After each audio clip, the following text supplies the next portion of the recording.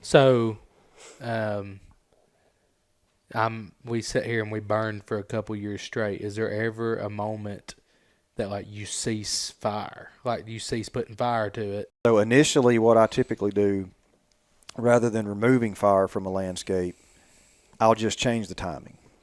So if we start with dormant season fire, we may come in, say, on the third rotation and do a growing season fire.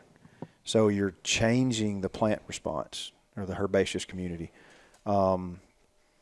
Typically speaking, you get a little better control with your hardwood saplings and shrubby stuff if you burn sometime during the growing season, because they're actively growing. You knock them back during that active growth, you're going to get better control.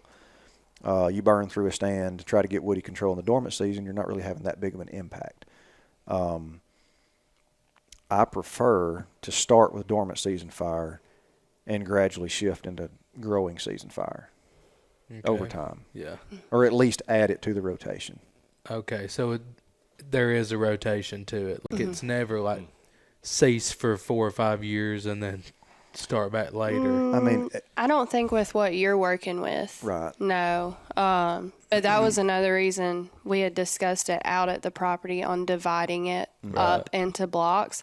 And then, well, not only is it easier to manage, but you're also providing just that much more diversity Right. for the wildlife out there. And then you can, once you get a handle on it, you can stretch it out. And it's not the end of the world if you can't get to it this year. Yeah.